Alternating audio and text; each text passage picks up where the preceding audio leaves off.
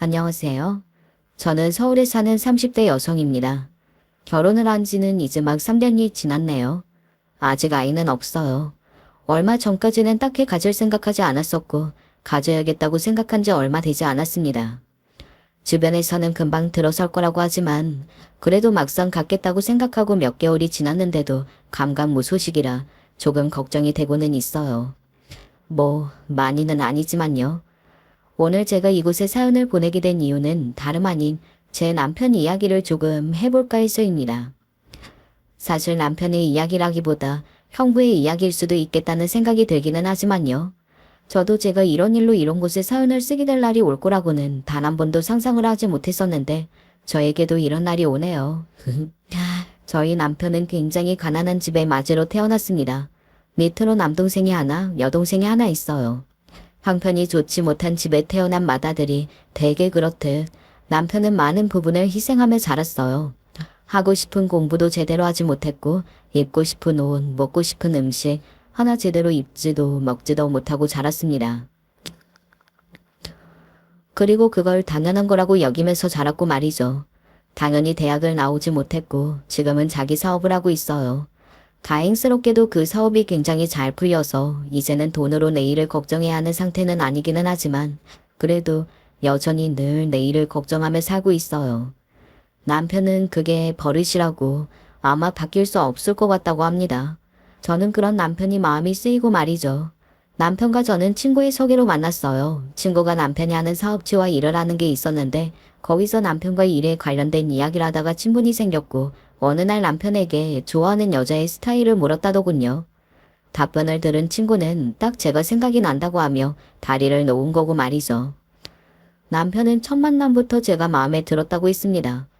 남편은 당시에 그런 거 대비 저에게 적극적으로 마음을 표현하지는 않았었거든요. 아마 그게 남편의 약점 아닌 약점 때문이었던 것 같아요. 뭐 남편도 나중에 지나가듯 이야기를 했지만 말이죠. 남편의 약점이 무엇이냐 하면 바로 남편의 학벌이었습니다. 남편은 고졸이었어요. 앞서 이야기했듯 남편의 집안이 사정이 너무 좋지 않아서 남편을 대학을 보내줄 수 없었거든요. 그리고 형편을 생각하면 남편은 돈을 벌어야 했고 말이죠. 반면 저는 학벌이 매우 좋았습니다. 뭐 운이 좋았어요. 교육에 관심이 많으신 부모님 밑에서 태어났고 또 지원을 다 해줄 수 있을 만큼 가정 형편이 여유롭기도 했거든요. 그래서 저는 소위 이야기하는 명문대학교를 나와서 좋은 회사에 다니고 있었습니다. 남편에게 제 학벌은 남편의 처지에서 충분히 부담스러운 것이었을 것 같기는 해요. 초반에는 그런 이유로 저에게 조금 소심하게 굴었던 남편이 어느 순간부터는 적극적으로 변하기는 했어요. 원래 행동력이 좋은 사람이라 한번 결심하고 해야 하겠다는 일은 해야 하는 사람이거든요. 반면 저는 처음부터 남편에게 적극적이었습니다. 첫눈에 반했다고 해야 할까요? 저는 첫 만남부터 남편이 너무 마음에 들었거든요. 큰 키에 서글서글한 인상 그리고 무엇보다 남편의 그 낮은 목소리가 정말 좋았습니다. 말투나 모든 것들이 처음부터 너무 제 취향이었어요. 아무튼 저와 남편은 그렇게 연애를 시작했습니다. 연애하면서도 알 수 있었어요. 아, 나는 이 사람과 결혼을 하게 되겠구나 하는 뭐 그런 거 말이죠. 왜 결혼을 하게 될 사람은 단번에 느낌이 확 온다고 하잖아요. 남편이 딱 그랬습니다. 1년을 조금 더 만나고 남편은 저에게 청혼했어요. 그렇게 저와 남편은 결혼하게 되었습니다. 뭐 결혼을 하게 되는 과정이 완전히 순탄했던 건 아니었어요. 특히 저희 부모님이 남편을 조금 못 믿어 했습니다. 나는 사업하는 사람들보다는 안정적인 직장을 가진 사람이 좋은데. 뭐 학벌로 사람을 다 판단할 건 아니지만 그것도 거슬리기도 하고. 그런 이유였어요. 뭐 부모님의 마음이 아예 이해되지 않은 건 아니었어요. 원래 딸 가진 부모들은 조금 유난해도 되는 법이잖아요. 만약 제 딸이라고 있었어도 걱정이 아예 안 되지는 않았을 것 같기도 했고요. 하지만 남편을 몇 번 만나본 부모님은 빠르게 허락을 하셨습니다. 남편의 됨됨이를 보고 아, 이 사람이라면 내 딸을 평생 책임지겠구나 하는 생각을 하셨다고 해요. 그만큼 책임감이 있어 보이는 사람이라는 뜻이었겠죠. 지금은 부모님 두 분 모두 저희 남편을 아주 예뻐라 하십니다. 세상에 다시 없을 사위라고 하면서 말이죠. 시댁에서는 저를 처음부터 무척 마음에 들어 하셨어요. 뭐 남편이 일으켜 세운 집안이라 남편이 하는 말이나 선택에 다른 의견을 내지 않은 것 같기도 했지만 왜 느껴지는 게 있잖아요. 이 사람들이 저를 정말로 마음에 들어 하는지 아닌지 말이죠. 저는 느낄 수 있었습니다. 시댁에서는 저를 무척 마음에 들어 한다는 것을 말이죠. 이렇게 똑똑하고 착하고 예쁜 며느리를 얻게 될 거라고는 생각도 못 해봤는데. 아이고, 저도 이렇게 듬직하고 잘난 사위 얻을 거라고는 생각 못 했습니다. 그렇게 말씀해 주시니 너무 감사합니다. 특히 시어머니는 남편은 물론이고 다른 자식들도 제대로 된 공부를 하지 못했다는 것에 굉장히 마음을 쓰이고 있는 것 같았어요. 그래서 저희 집이 저도 좋은 대학을 나오고 언니도 좋은 대학을 나오고 엄마와 아빠도 둘 다 좋은 대학을 나와 좋은 직장을 가지고 있다는 것에 송구스러운 감정 비슷한 걸 느끼는 것 같았고 말이죠. 전혀 그럴 필요가 없는데 말입니다. 남편은 본인이 사업을 한다는 사실을 막 떠벌리는 걸 싫어하는 사람이었어요. 뭐 아직 본인이 그만큼 성공을 하지 못했다고 생각하는 것도 그 이유였고 무엇보다 성공한 사업가로서 주변에서 말도 안 되는 요구들이나 부탁을 들었던 적도 많았던 것 같더라고요. 하기도 여러 번 당할 뻔했고 말이죠. 그래서 사업을 한다는 건 아는 사람들이 많았지만 어느 정도 성공을 했는지는 잘 몰랐습니다. 남편은 수백억 대의 자산가였어요. 본인 이름으로 된 빌딩도 여러 채 있었고요. 뭐 남편의 재력을 보고 결혼을 결심하게 된 거거나 남편을 좋아한 건 아니기는 했지만 그 부분이 멋있다고 생각했던 적은 많았습니다. 아무것도 가진 것 없이 태어나 저 정도로 성공한 사업가가 되었다는 것 그 자체가 말이죠. 저희 친언니와 저는 굉장히 사이가 좋거나 살가운 자매가 아니기는 했거든요. 뭐 그렇다고 딱히 사이가 좋은 건 아니었지만 그래도 다른 사이 좋은 자매들처럼 같이 쇼핑을 하거나 수다를 몇 시간 떨거나 하는 정도도 아니었습니다. 저희 자매가 그렇게 된 데에는 언니와 제가 나이 차이가 7살 정도 나는 것도 이유가 되겠지만 그보다 언니가 이른 나이에 유학하러 가서 저와 함께 사는 시간이 짧았던 것도 있어요. 게다가 언니는 결혼도 일찍 했기 때문에 더더욱 말이죠. 그러니까 친해질 시간이 제대로 없었다는 게 가장 정확한 표현이기는 할 겁니다. 오늘 사연의 주인공이나 다름없는 사람의 이야기를 시작해봐야 할 것 같네요. 이 사연의 주인공은 사실 저희 형부거든요. 그래서 앞서 언니 이야기를 조금 한 거기도 하고요. 사실 저는 저희 형부를 참 싫어합니다. 속된 말로 정말 속물 같은 사람이라 말이죠. 그걸 숨길 생각도 하지 않고요. 하루라도 빨리 결혼해야지. 여자한테 나이는 무기인 거 몰라? 여자한테 나이가 무기라고 하는 남자 안 만나면 되는 거잖아요. 저제 진짜 순진하네. 세상에 그런 남자는 없어. 없으면 결혼 안 하면 되는 거고요. 아니, 결혼 안 하면 어떻게 해. 혼자 사는 여자를 사람들이 얼마나 우습게 보는데? 세상에 그런 사람들만 있는 건 아니잖아요. 뭐 그런 식의 말을 아무렇지 않게 하는 사람이었거든요. 어떤 사람인지 단번에 감이 오시나요? 뭐 이런 대화도 나눴던 게 기억이 나네요. 물론 똑똑한 거 좋지만 그건 미래에 태어날 아이를 위해서 엄마가 똑똑한 게 좋은 거지. 여자는 결혼하면 좋은 아내, 좋은 엄마가 되는 게 가장 큰 미덕 아닌가? 그게 어떻게 미덕이에요? 남자한테나 미덕이지. 좋은 엄마와 좋은 아내가 얼마나 힘든 건데 그걸 무시하는 거야? 그걸 무시하는 게 아니라 여자도 자기가 하고 싶은 일이 있을 수 있잖아요. 좋은 엄마가 되고 좋은 아내가 되는 게 그 사람의 꿈이었다면 그걸 말릴 것도 아니고 그것도 대단한 일이지만 하고 싶은 일이 있고 꿈이 있는 여자한테 좋은 아내, 좋은 엄마를 강요하는 건 일종의 폭력이라고 생각하는데요. 언니가 회사를 그만두는 문제로 형부와 싸움이 난 적이 있었을 때도 저렇게 이야기했었거든요. 그러니까 형부는 여자를 집에서 살림하는 사람, 아이 키우는 사람, 딱 그 정도로 생각하는 인간이었습니다. 그래서 저는 형부가 정말 싫었어요. 언니는 뭐가 좋아서 저런 사람이랑 결혼을 했지 하는 생각이 들 정도로 말입니다. 저쟤는 결혼 못하겠다.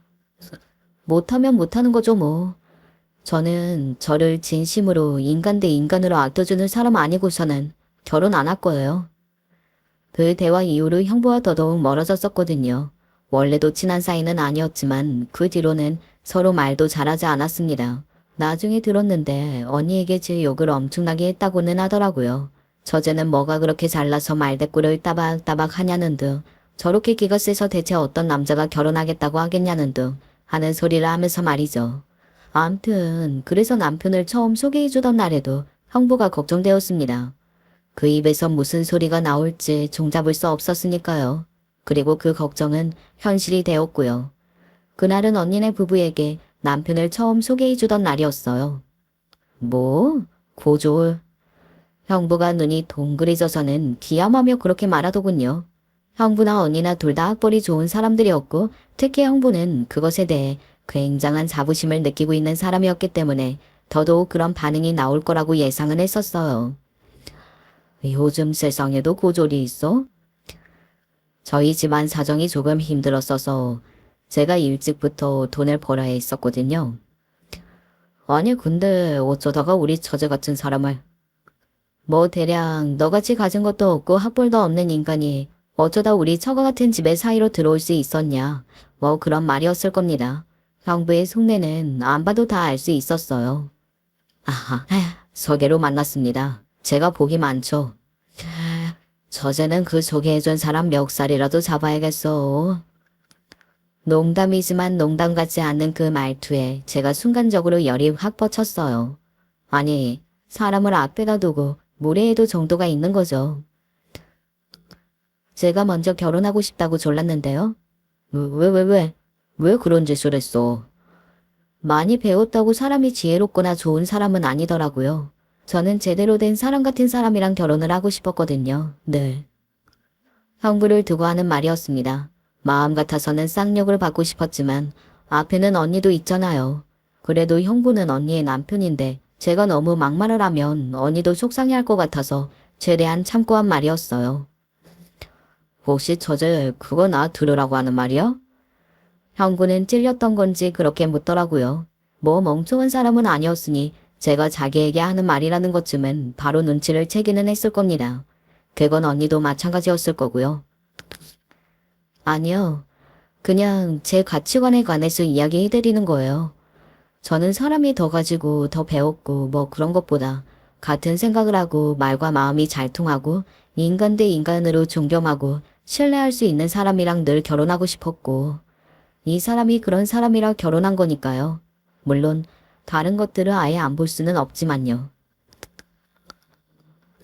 그 전에 남편이 그래도 돈을 잘 버는 사람이라는 것을 언니를 통해 이미 형부는 들은 상태였기 때문에 그 부분에 대해서는 태클을 걸 수는 없었습니다. 그래서 제 그런 말에 형부는 입을 다물 수밖에 없었고요. 게다가 언니도 형부에게 계속 눈치를 주고 있기도 했고 말이죠. 언니네 부부와의 만남을 하고 돌아오던 길에 제가 남편에게 얼마나 많이 사과했는지 모릅니다. 정말 많이 미안했거든요. 그런 말을 들을 사람이 아니라는 것은 그 누구보다 제가 제일 잘 알고 있었으니까요.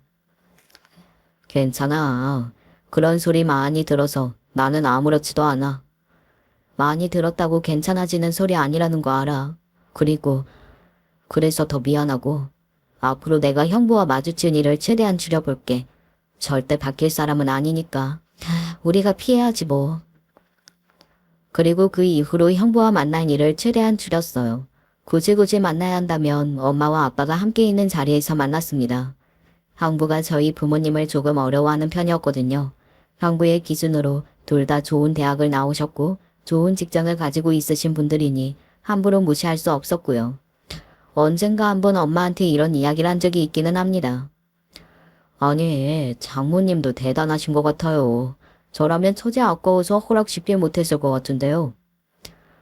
저는 그 이야기를 아직도 하냐는 얼굴로 참 징하다 생각하며 형부를 바라봤고 엄마는 형부가 그렇게 물어본 질문의 의도를 바로 알아차리셨어요. 엄마도 형부가 어떤 사람인지 잘 알고 있으셨거든요. 그래서 저한테 형부 욕을 했던 적도 있었고요. 뭐 사람 됨됨이를 본 거지. 나도 우리 딸이 행복해할 사람이면 반대 안 해. 그리고 뭐 세상이 만들어 놓은 기준에 맞니 안 맞니로 내 행복과 가치관을 결정할 것도 아니고 나는 둘째 사이가 아주 마음에 들어. 나중에 들은 이야기인데 남편이 그날 엄마의 그 말에 굉장히 많이 감동을 받았다고 하더라고요. 형부도 엄마가 그렇게 말씀하시니 더 이상 엄마 앞에서는 티를 내지 않으려 노력했고 말이죠. 뭐 어쩌겠어요. 자기 말고 다른 사람들이 다들 좋다는데 말입니다. 정말이지 이해를 할 수가 없네. 나는 말을 흘려있던 적도 있어요. 제가 바로 이렇게 대답했지만요. 모두의 이해를 받으며 사는 삶이 얼마나 있겠어요. 남의 이해만 바라다 제가 불행해지고 싶지는 않아요. 그니까 형부도 이제 제 결혼에 그만 신경 쓰세요. 제 인생이잖아요. 뭐 흥하든 망하든 그건 본인 인생이니까 이제 더 이상 참견 안 할게. 그런데 나는 그려진다. 땅을 치고 후회할 처제의 미래가. 저는 그런 일은 절대 없을 거라고 확신했습니다. 그리고 그 확신은 아직도 유효하고 말이죠. 그렇게 저와 남편은 결혼했습니다. 결혼을 하던 날 형부의 그 안 입고 온 얼굴과 말들이 기억나네요. 그것도 이야기를 한번 해볼게요. 남편은 사업을 하는 사람이다 보니 그것도 꽤나 크게 하는 사람이다 보니 결혼식을 크게 할 수밖에 없었습니다. 초대할 손님들이 많았거든요. 그래서 결혼식은 굉장히 호화스러웠어요. 제 친구들도 하나같이 자기 이렇게 삐까뻔쩍한 결혼식은 처음 와본다고 이야기할 정도로 말입니다. 그리고 형부의 심기에 그게 거슬린 듯 했어요. 내가 오늘 계속 곰곰이 생각을 해봤는데 이 결혼식이 딱 그런 결혼식이야. 무슨 결혼식인데? 근본 없는 졸부들이 하는 결혼식 같은 그런 느낌. 뭔지 알아? 봉산날 무슨 그런 소리를 해. 아니 딱 그렇잖아. 걸어오는 길에 엄청나게 많은 화환이나 돈으로 바른 것 같은 이 번쩍거리는 거나 나 돈 많아요 광고하는 거 같잖아. 원래 그 정도로 많은 건 아닐 텐데 사업하는 놈들이 겁먹들면 딱 이런다니까. 나는 사기꾼이나 다름없다고 생각해. 자기와 언니가 있던 결혼식보다 훨씬 더 크고 번쩍거렸으니 형부의 입장에서는 자존심이 조금 상할 법도 하기는 했을 거라는 생각이 듭니다. 게다가 저희 남편을 엄청나게 무시했잖아요. 그러니 더더욱 그랬겠죠. 난 듣는데 그런 말 하지 마. 그리고 제부 정말로 돈 잘 번대. 벌어봤자 얼마나 벌겠어. 그리고 딱 봐도 저런 겉멋만 잔뜩 들고 똑똑하지 않은 사업가는 금방 망해. 내가 그런 꼴 한두 번 본 줄 알아? 내가 그래서 처제 결혼을 말린 건데 처제는 그것도 모르고 도끼눈만 뜨고 나중에 봐라. 왜 그때 안 말렸냐고 울며 불며 후회하는 날 온다니까. 들으려고 들은 건 아니었는데 언니와 형부가 그렇게 대화를 나누는 것을 들었습니다. 남편이 사업을 하기는 해도 구체적으로 무슨 사업을 하는지는 형부는 몰랐거든요. 그리고 얼마나 성공했는지도 말이죠. 그러니 그런 말도 할 수 있었던 거겠고요. 그리고 제 생각이지만 기본적으로 형부는 제 남편에게 질투의 감정이 있었던 것 같아요. 자기보다 키도 크고 인물도 좋고 서글서글한 성격 탓에 저희 부모님도 예뻐라 하셨으니까요. 남자들끼리 질투도 원래 장난 아니잖아요. 사업하는 남자는 믿을 게 못 된다는 둥, 다 사기꾼이라는 둥, 주변에 여자가 많다는 둥, 틈만 나면 저에게 남편에 대해 험담했던 것도 다 그런 이유일 걸로 생각합니다. 황구는 전형적으로 욕심은 있지만 용기가 없었던 사람이었기 때문에 아마 남편이 사업을 했고 그걸로 돈을 꽤나 많이 번다는 것이 아마 버튼이었을 거라고 생각해요. 황구의 열등감을 누르는 버튼 말입니다. 아무튼 그래서 그날도 썩 유쾌한 기분으로 결혼식을 마무리하지는 않았어요. 사실 그 대화를 듣는 와중에도 뛰쳐나가서 따지고 싶었지만 그래도 결혼식 날인데 큰 소리가 나면 좋을 게 없다는 생각 하나만으로 꾹 참았었거든요. 뭐 같이 사는 사람도 아니고 어쩌다 종종 보는 사람인데 그마저도 제가 피하면 더 자주 볼 일이 없을 거라고, 그러니 형부가 열받게 하는 건 견딜만 할 거라고 생각했었습니다. 그 생각이 제 오산이었다는 걸 머지않아 알게 되었지만 말이죠. 사람이 덜 배운 건 어디서든 티가 나는 법이라니까. 하루는 남편과 대화를 나누다가 어디서 또 열을 받았던 건지 열을 받아서는 그런 말을 하더라고요. 저는 정말 기함했어요. 어떻게 인간이 그런 말을 아무렇지 않게 할 수 있는 건지 싶어서 말이죠. 해야 할 말이 있고 아닌 말이 있는 거예요. 사과하세요. 아니 내가 뭐 틀린 말을 했어? 못 배워서 못 배웠단 건데 뭐. 그러면 형부는 배운 사람이라 이러시는 거예요? 뭐? 형부 말대로 배웠다는 사람이 자기보다 덜 배웠다는 이유 하나만으로 배워야 하네. 어쩌네 하면서 사람 무시하는 거. 그거 형부는 배운 사람이라 그러냐고요. 저제 지금 말 다 했어? 다 했으면 어쩔 거고 다 안 했으면 어쩔 건데요. 아니 그렇게 배웠네 하면서 자기 배우며 과시하는 사람이 왜 인간은 덜 됐대. 형부 가르쳐준 사람들 중에서는 아무도 인간이 먼저 되라는 배움은 안 주셨나 봐요. 지금 그게 형부한테 할 말이야? 형부는 그러면 이제까지 해야 할 말 아닌 말 구분하며 뱉으셨어요. 왜요? 맞는 말이면 해도 된다면서요. 저도 맞는 말 한 건데요. 아마 그때 언니나 남편이 말리지 않았다면 정말 사달이 나도 났을 거예요. 그런데 그때 언니와 남편이 저희 두 사람을 말리기 시작했습니다. 당신 그만해. 너도 그만해. 여보, 나는 괜찮으니까 그만해. 그만하긴 뭘 그만해. 당신 지금 당신 동생이 나한테 하는 말 못 들었어? 당신이 먼저 시비를 걸었잖아. 지금 나한테 소리 지르는 거야? 뭐? 형부는 언제나 그랬습니다. 논리적으로 막히거나 자기 말이 틀렸다는 것을 조목조목 반박당하면 저렇게 꼭 다른 이야기로 틀어서 화제를 돌리려고 했어요. 언제나 다 티가 나서 오죽기는 했지만요. 경고하는데 형부 한 번만 더 내 남편 무시하는 그런 발언하면 저도 가만히 안 있어요. 가만히 안 있으면 어쩔 건데. 엄마 아빠한테 다 이야기하고 앞으로는 형부 볼 일 없었으면 좋겠으니 다시 한자리에 부르지 말라고 이야기할 겁니다. 왜요? 앞서 이야기했듯 형부가 저희 엄마와 아빠에게 조금 약하잖아요. 저희 부모님이 물려주실 재산도 많지는 않아도 꽤 있는 편이기는 했고요. 그래서 제가 그 말을 하니 입을 딱 다물고서는 저를 노려보더군요. 본인도 아는 겁니다. 본인이 아는 상대방을 무시하는 그런 말들을 다른 사람이 듣게 된다면 본인이 어떤 평가를 받을지 말이죠. 그런데 저와 남편 그리고 언니 앞에서는 아무렇지 않게 그런 말하는 게 저는 더더욱 괘씸했고요. 그냥 하는 말 아니에요. 그러니까 앞으로는 입을 조심하세요. 저 눈 돌아서 부모님 찾아가서 깽판 치는 거 보고 싶지 않으시면. 그날 이후로 한동안 형부는 조용했어요. 얼마 전 그 사건이 일어나기 전까지 그랬습니다. 뭐 저나 남편이 마음에 안 드는 티는 주기적으로 계속 냈지만 그걸 입으로 뱉는 일은 일어나지 않았거든요. 그리고 대망의 그날이 왔습니다. 제가 이 사연을 쓰게 된 계기가 된 그 사건이 일어난 날이자 또 10년 묵은 체중이 내려가는 듯 시원하고 통쾌했던 그날 말이죠. 뭐 반대로 형부에게는 악몽 같았던 날이기도 했겠네요. 그날은 저희 아빠 생일이었어요. 원래 어지간하면 형부와 함께하는 자리에는 이런저런 핑계를 대가며 가지 않는 편이었지만 아빠 생신까지 그럴 수 없는 노릇이잖아요. 그래서 할 수 없이 갔습니다. 너무 걱정하지 마. 어른들도 다 계시는데 설마 또 그러시겠소. 그리고 나는 정말 괜찮다니까. 내가 안 괜찮아서 그래. 내가. 남편의 말대로 별일이야 있겠나. 형구도 생각이라는 걸 아는 사람이면 오늘 같은 날은 큰소리 안 나오게 하겠지 하는 생각이 들면서도 어딘가 마음 한편이 무거웠습니다. 왜 그런 거 있잖아요. 오늘 무슨 일이 생길 것 같은 그런 기분 말이죠.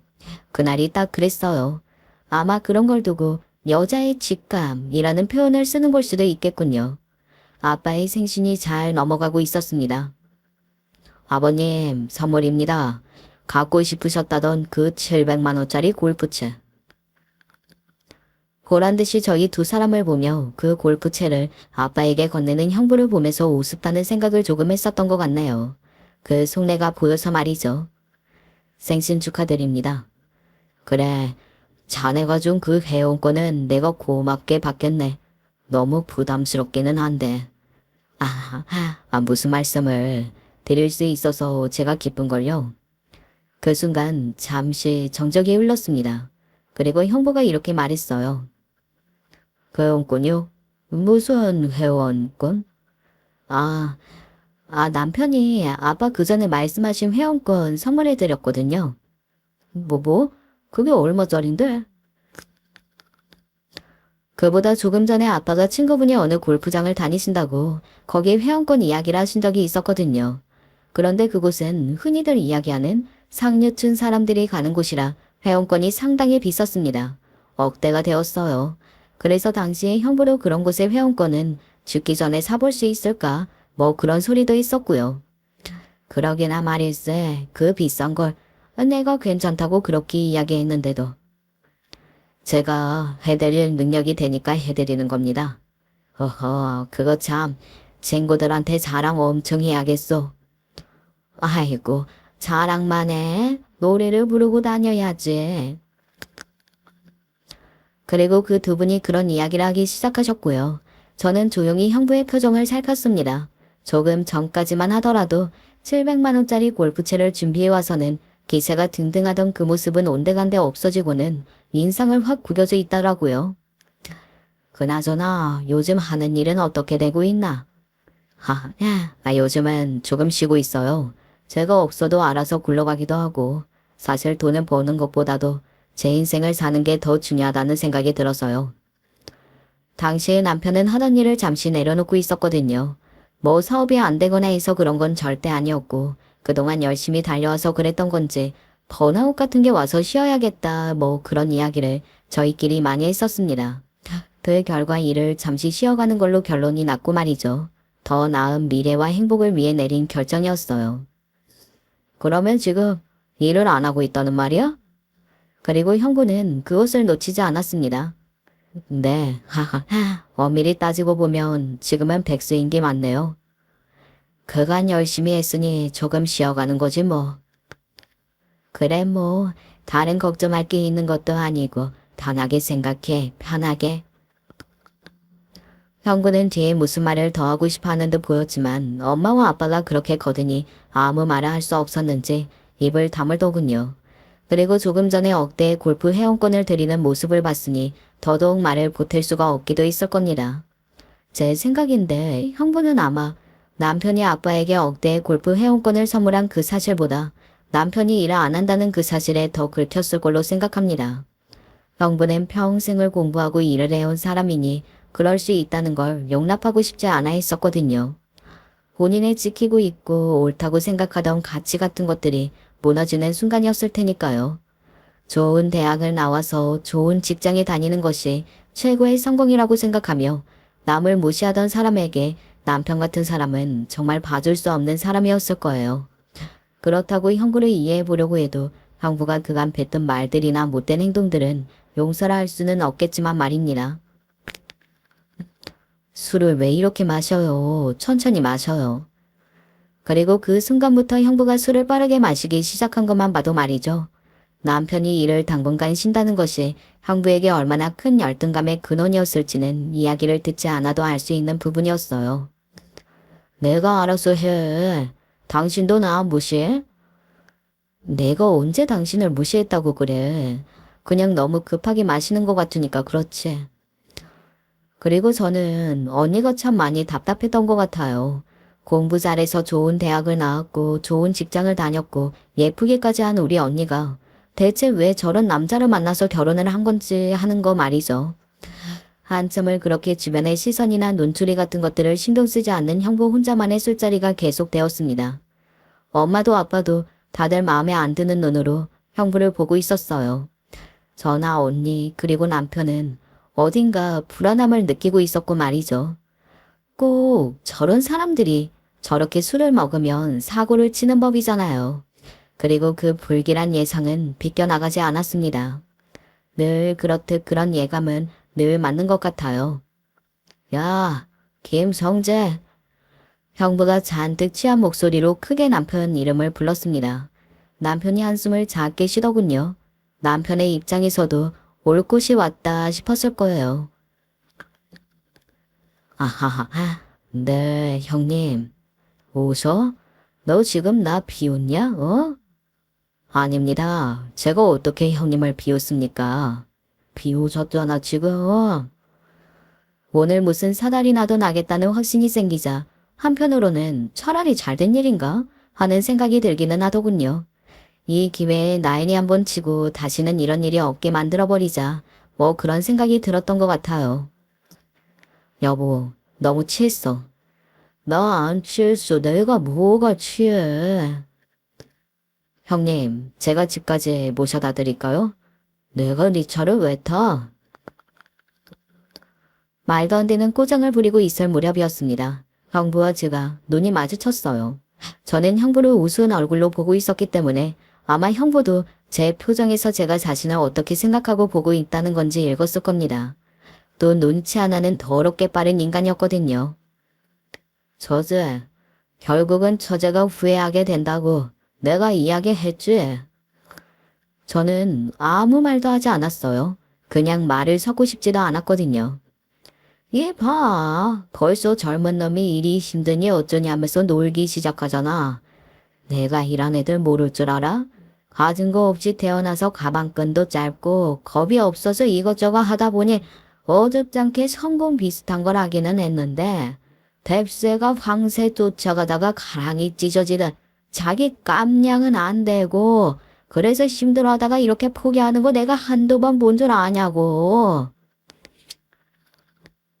말이 조금 심하다는 생각이 들어서 뭔가 이야기를 하려던 때 남편이 조용히 제 손목을 잡았습니다. 그러고는 아무 말도 하지 말라는 듯이 고개를 젓더군요. 아마 그곳에는 엄마도 있고 아빠도 있으니 더 큰 소리를 내고 싶지 않아서 말렸던 것 같기는 해요. 저런 인간들 말로는 내가 그 누구보다 잘 알아요. 결국은 다 망하고 땡전 한 푼 없이 떠들면서 여기저기 빌붙는 인생이 될 거야? 내가 다시 한번 충고하는데 저제 애 없을 때 지금이 기회니까 지금 갈라서 저런 싹수가 훤히 보이는 남자랑 사는 게 아니라고. 결국은 제가 참지 못하고 말을 했습니다. 형부, 말씀이 너무 과하시네요. 라고 말이죠. 하지만 형부는 더 나갔어요. 과하기는 뭐가 과해? 너 백수하며? 남자 새끼가 백수가 뭐냐? 벌써 백수가 뭐냐고. 남편에게 다가온 형부는 남편의 어깨를 툭툭 밀며 그렇게 말하기 시작했습니다. 보다 못한 제가 참지 못하고 한마디 하려던 그때였어요. 정서방은 일 안 해도 된다. 엄마가 그렇게 이야기하시며 대화에 끼어드셨습니다. 그간 조용히 계셨었거든요. 그래서 모두들 놀랐던 것 같아요.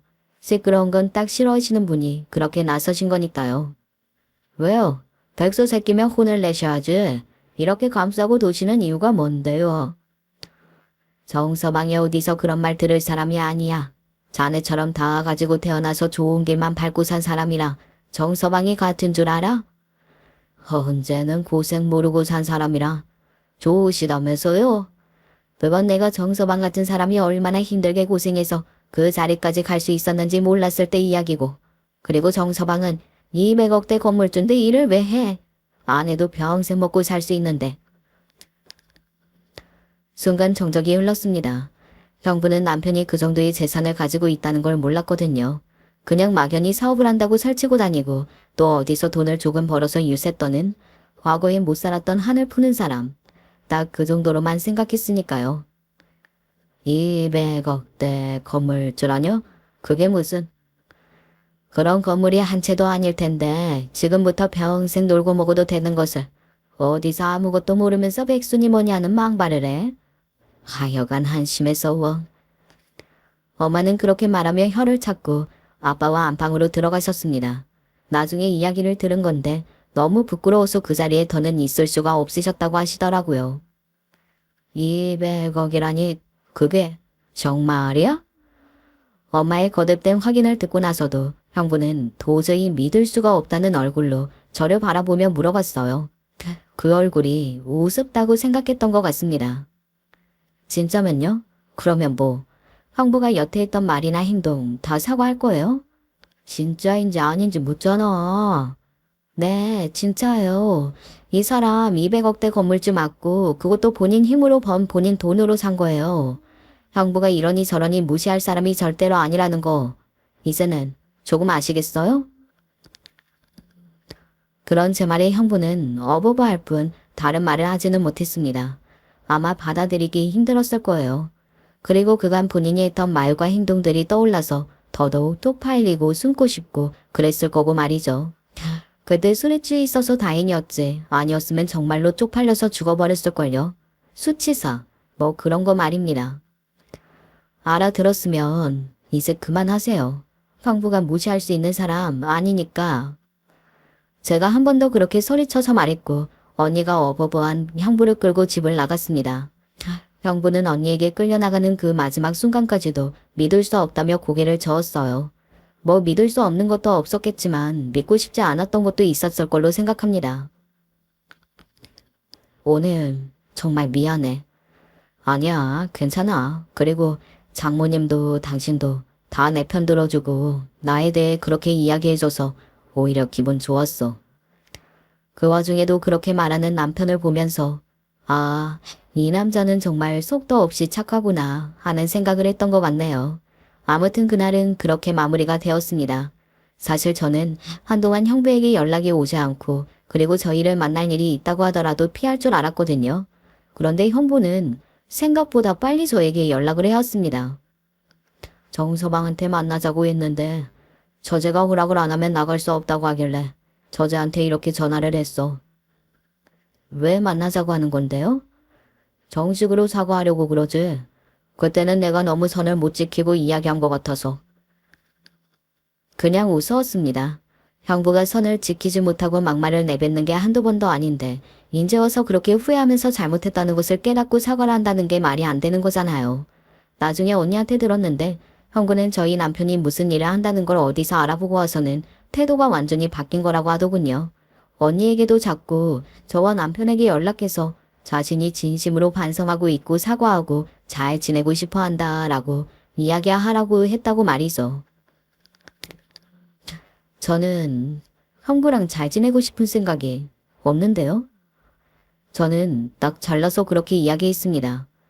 형부는 처음에 당황한 듯 하다가 그래도 가족끼리는 그러는 거 아니라며 그 와중에도 또 가르치려는 태도로 저에게 말을 하길래 그냥 전화를 끊어버렸어요. 만약 예전 같았으면 이렇게 전화를 끊는 저에게 다시 득달같이 연락해서 싹수도 없다는 둥, 버릇이 그게 뭐냐는 둥 하는 소리를 해댔겠지만 그러지 않더군요. 형부를 보면 떠오르는 단어 하나가 있어요. 바로 강약약간이요. 강한 사람에게 약하고 약한 사람에게 강한 전형적으로 그런 사람이었거든요. 저는 형부의 사과를 받지 않았습니다. 그리고 남편에게도 따로 만나지 말라고 했어요. 처음에 남편은 그래도 가족인데 그래도 되냐며 걱정했지만 제가 단호한 태도를 보이자 더 이상 그 이야기를 하지 않았고요. 사람이 사람을 자신보다 없다고 못 배웠다는 이유로 무시하고 그렇게 발 아래로 고는 것. 저는 그런 사람과 잘 지낼 생각에 정말 이제 추워도 없었거든요. 그 이후에 일어났던 일에 대해서도 조금 이야기해 드릴게요. 아주 재미있는 이야기가 될 것 같거든요. 결과적으로 이야기하면 언니와 형부는 이혼했습니다. 그때 그 일이 시발점이 된 거긴 한데 결정적인 이유는 따로 있었어요. 이 인간이 바람을 피우고 있었더라고. 내가 다른 건 다 용서해도 그건 절대 용서를 못하겠더라. 뭐, 바람. 하나만 하는 인간은 없다더니 정말로 가지가지 했더라고요. 그날 집으로 돌아가서 언니와 형부는 엄청나게 크게 다퉜다고 했습니다. 그러는 와중에 형부가 말실수를 했다고 하더군요. 갑자기 누구였으면 아니랬을 텐데 이러면서 여자 이름을 이야기하는 거야. 그런데 그런 느낌 뭔지 아니? 그냥 직감적으로 싸한 느낌. 게다가 그 이후에 형부가 그 이야기를 이야기하는 걸 굉장히 당황해하며 말도 안 되는 소리를 늘어놓았다고요. 누가 봐도 굉장히 큰 실수를 저지른 사람처럼 말이죠. 그래서 언니가 바로 알아봤다고 했습니다. 그런데 바람이 맞았던 거고요. 같은 회사 직원이더라. 그걸 가만히 뒀어? 당연히 가만히 안 뒀지. 그녀는 심지어 결혼한 남자도 있었어. 그러면 그 남자도 알아야지. 당연히 알아야지. 그래서 알렸어. 네가 결혼할 그 여자 내 남편이랑 불륜하는 중이라고. 그랬더니 얼굴이 하얗게 질리더라. 그 남자도 참 불쌍하지. 언니가 사람 하나 살린 거야. 그 사람은 모르고 결혼했으면 어떨 뻔했어. 안 그래도 그 남자 누나가 찾아와서 고맙다고 그러더라. 자기네 집안은 조상신이 도운 것 같다면서 돈 주겠다는 거 거절했어. 그리고 언니는 현재 이혼 소송 중입니다. 형부와 언니의 시댁 식구들이 번갈아가며 언니를 찾아왔어요. 미안하다고, 죽을 죄를 지었다고, 다시는 이런 일이 없을 거라고 말이죠. 저는 한 가지 믿고 있는 게 있어요. 절대 그런 일을 저지를 사람이 아니라면 그런 일은 처음부터 저지르지 않았다는 것입니다. 그리고 그런 건 실수가 아니죠. 어떻게 바람이 실수일 수 있겠어요. 아직 언니와 형부는 이혼이 완전히 성립된 건 아닙니다. 소송이 끝난 것도 아니고요. 형부도 절대 이혼만은 할 수 없다면서 비싼 변호사를 썼다고 들었거든요. 언니를 딱히 엄청나게 사랑하는 것 같다는 생각을 한 적은 없었는데 인제 와서 왜 저러는 건지 이유를 알 수 없지만 말이죠. 형부는 생각보다 더 뻔뻔하고 경우가 없는 사람이었습니다. 뭐 그전에도 그렇게 생각한 적은 많기는 했지만 그래도 이 정도일 줄은 몰랐었거든요. 뭐 그럴 만한 일이 일어난 것도 이번이 처음이기는 하지만요. 너 이성수라는 사람이랑 아는 사이야? 하루는 제 지인이 형부 이름을 이야기하며 그렇게 묻더군요. 형부의 이름을 듣는 순간 어딘가 불길한 예감이 들었습니다. 그리고 그 예감은 아주 정확하고 적중했고 말이죠. 우리 형부인데 왜? 무슨 이야기 들은 거 있어? 정말 너 형부야. 와, 나는 당연히 사기꾼이거나 거짓말하는 사람이라고 생각했는데. 왜? 무슨 일인데? 자기 동서가 누군데 하면서 네 남편 이름 들먹이고 다니나 봐. 그걸로 자랑하고 뭐 밥 얻어먹고 술 얻어먹고 그러고 다닌다던데. 남편이 사업을 하면서 가장 염증을 느끼는 부분이 바로 저 부분이었거든요. 성공을 좀 했다는 이유 하나만으로 주변에 이상한 사람들이 자꾸 꼬이고 자신의 이름을 팔아먹고 다니면서 뭔가를 요구하거나 받고 어디서 콩고물 하나라도 떨어지는 게 있을까봐 발글거리는 그 사람들 말이죠. 그 사람들 때문에 스트레스를 받고 힘들어하다가 결국은 지금 일을 쉬게 된 거고 말입니다. 그런데 형부가 똑같은 짓을 하고 있더라고요. 형부가 그런 짓을 하고 다닌다는 것 그 자체는 놀랍지 않았습니다. 뭐 당연히 그런 짓을 하고도 남을 만한 사람이었어요. 다만 한 가지 걱정이 되었던 것은 이 사실을 남편이 알게 되면 또 일일이 아니라고 해명하고 다니고 하는 본인이 가장 싫어했던 그 일을 다시 해야 한다는 점이었습니다. 그래서 제가 조용히 형부를 만났습니다. 제가 만나자고 해서 얼마나 반가웠는지 몰라. 반가워할 필요 없어요. 별로 좋은 이야기 하려고 만나자고 한 거 아니니까. 언니 문제라면 그건 정말 내가 실수한 거라니까.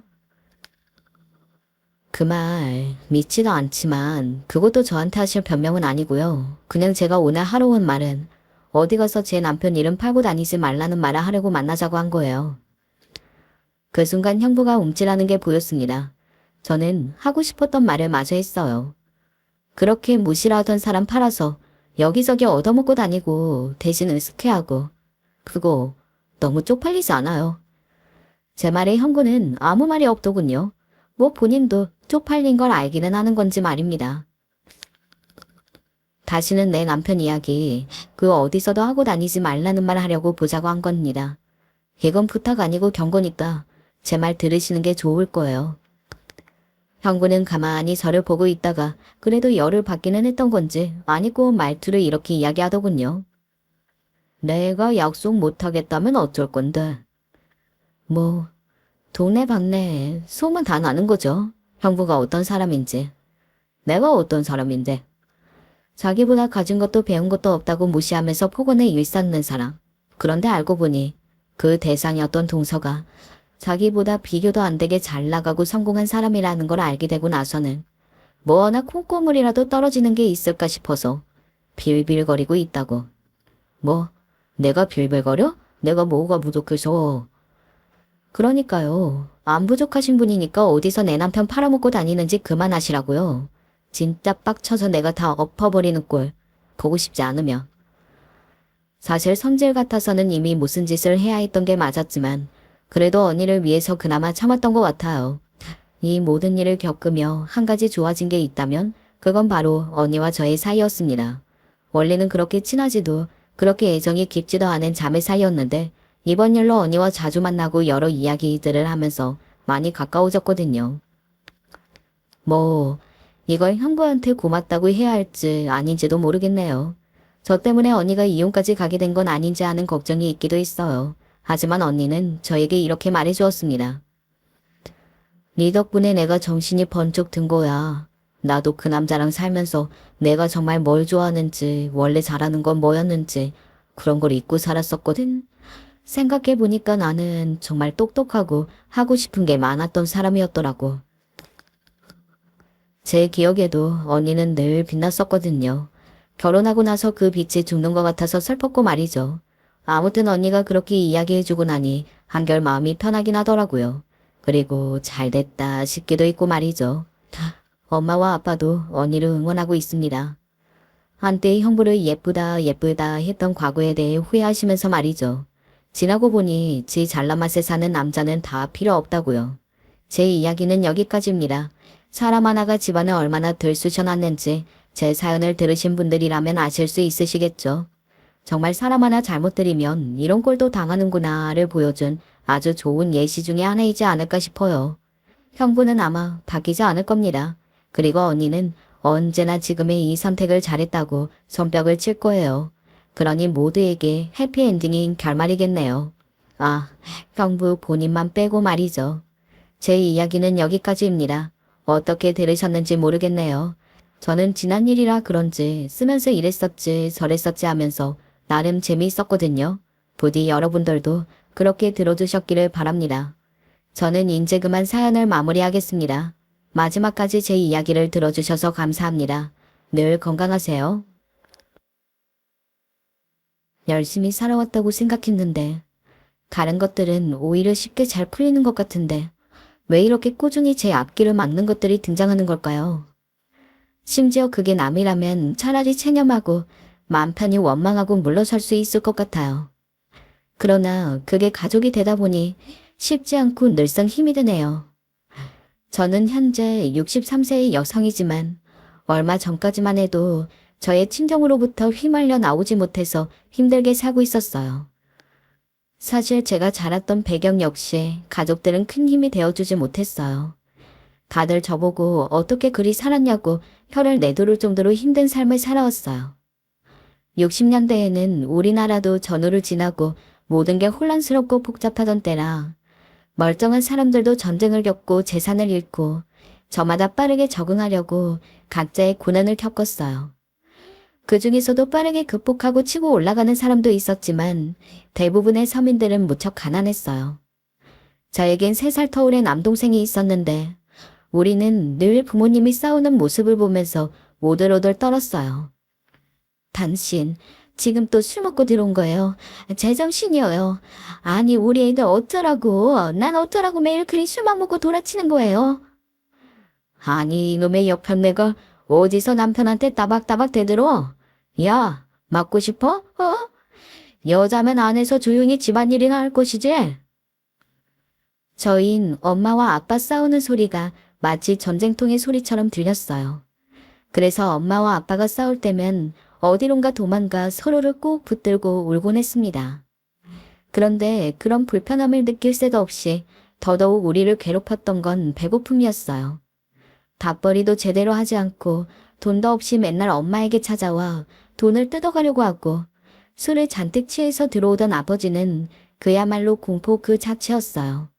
아버지에게 흥신 얻어맞고 울고 있는 엄마에게 몇 번이나 간청을 했던 것 같아요. 엄마, 우리 아빠 버리고 멀리 도망가자. 맞아, 엄마. 그러자. 나 무서워. 엄마 잘못될까봐. 애들아, 미안하다. 엄마가 힘이 없어서 미안해. 이런 엄마 밑에서 자라게 해서 미안하다. 그런 말을 하는 것이 하나도 이상하지 않을 정도로 아버지의 상태는 여간 심한 것이 아니었어요. 결국 어느 날 밤 우리를 데리고 먼 곳으로 도망가게 되었어요. 그렇게 무섭고 외로운 밤길을 지나 엄마가 알아둔 작은 동네로 이사가게 되었어요. 엄마는 어떻게든 우리를 데리고 먹여 살려보겠다며 그리고 그렇게 자기를 괴롭히던 남편으로부터 해방되었다는 마음이 컸는지 초반에 아주 열심히 일을 하러 다니곤 했어요.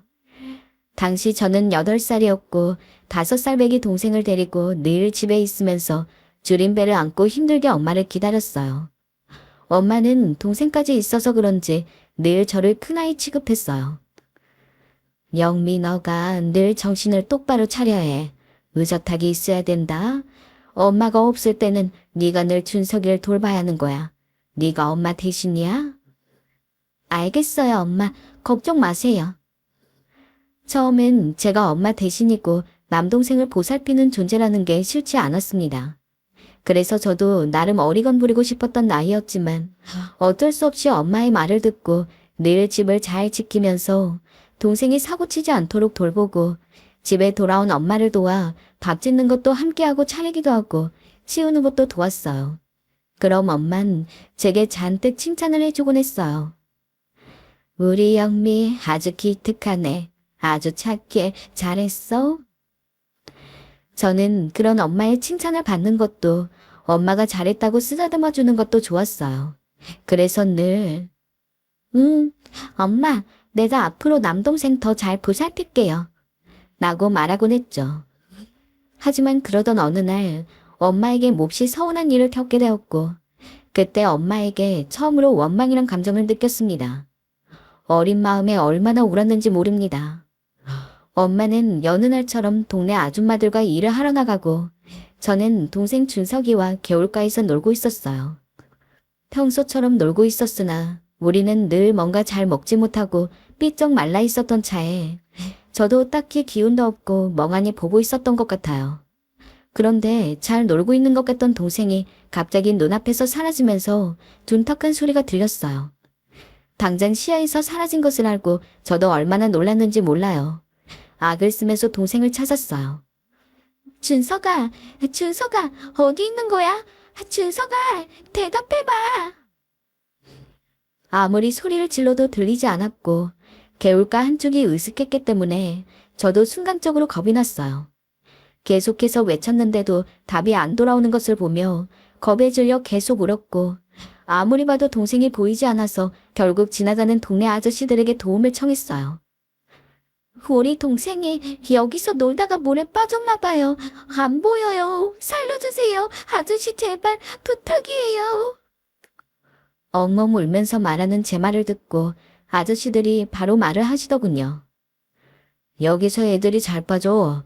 저번에 건너집 애들도 빠져가지고 저 밑으로 흘러갔잖아. 그러더니 어디로 나왔는지 안다며 바로 뛰어가시는 게 아니겠어요? 저는 아저씨들 걸음질을 못 당하지만 그래도 울면서 따라가려고 열심히 애쓰며 뛰어갔어요. 한참을 뛰어서 반연대로 가보니 아래쪽에 이어지는 개울가 한편에 동생이 누워있는 게 보였어요. 완전히 기절해서 온몸이 젖어 있었고 그걸 아저씨와 주변 아줌마들, 아이들이 몰려와서 돌보고 있는 모습이 보였습니다. 저는 비명을 지르며 쫓아갔어요. 준석아, 내 동생이에요.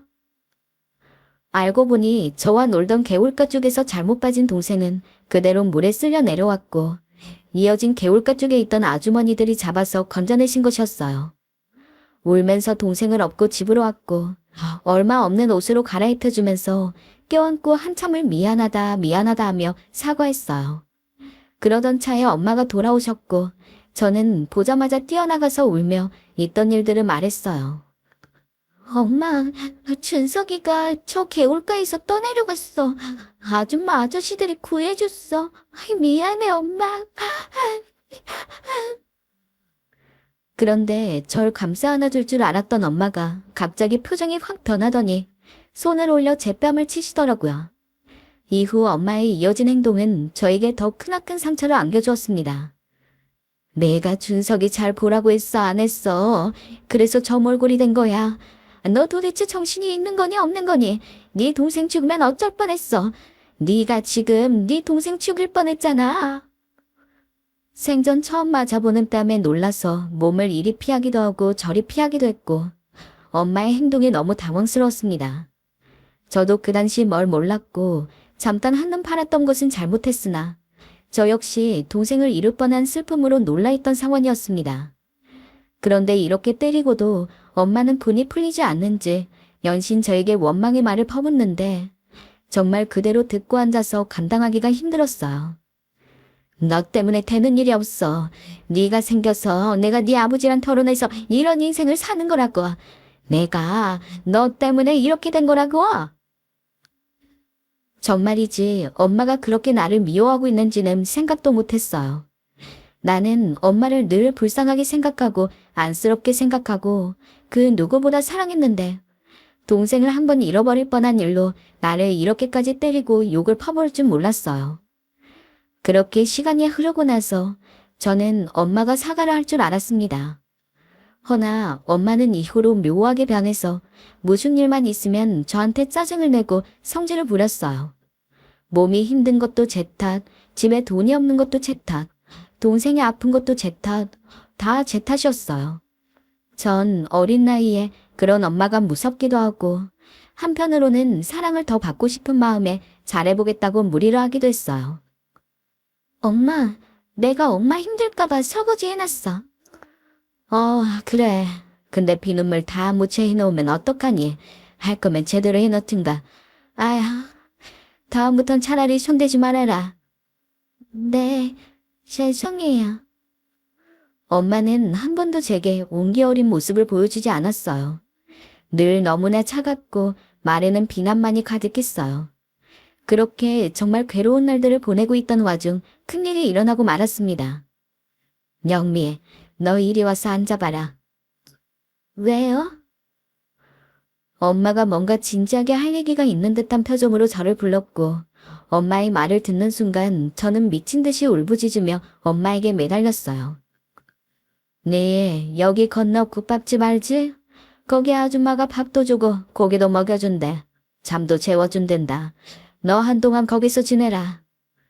엄마, 나 싫어요. 나 여기 계속 있을래요.